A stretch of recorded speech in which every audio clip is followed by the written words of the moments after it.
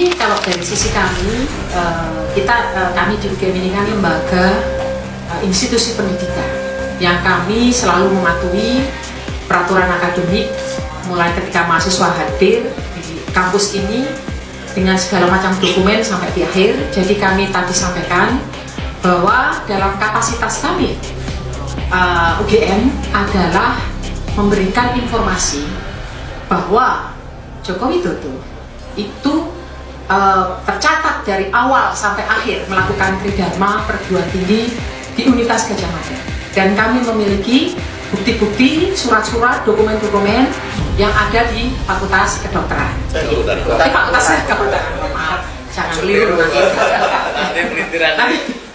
Fakultas Kehutanan.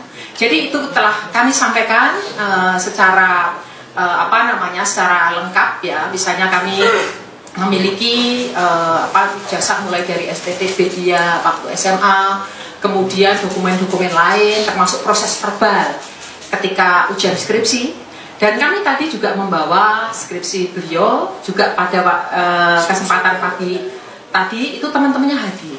Kebetulan banyak sekali yang hadir, satu angkatan, ada yang terutama yang wisudonya bersamaan itu pada hadir, dan mereka juga membawa skripsi yang juga dilihat oleh beliau-beliau, plus tadi juga mereka membawa foto-foto dokumen-dokumen ya.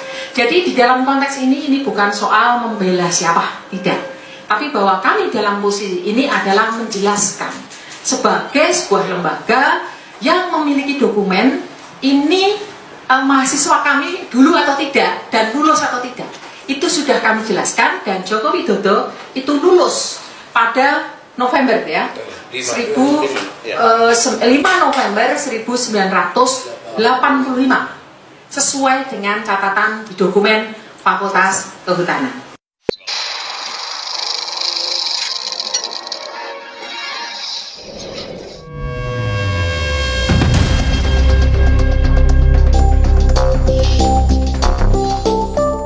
Saya gugat yang pertama adalah Pak Jokowi sendiri, karena dari tim kami menemukan satu fakta.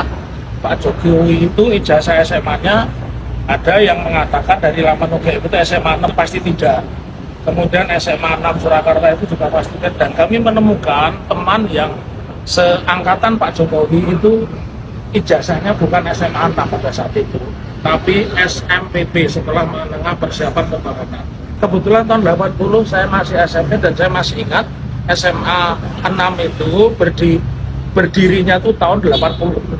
Artinya kalau orang lulus di bawah tahun 86 pasti ijazahnya adalah Sekolah Menengah Persiapan Pembangunan, tidak mungkin SMA 6, karena sampai tahun 86 itu SMA negerinya itu masih 5. Kenapa kita harus mengajukan gugatan itu kepada Universitas Gadjah Mada? Universitas Gadjah Mada ini kan membuat sebuah kenaifan ya.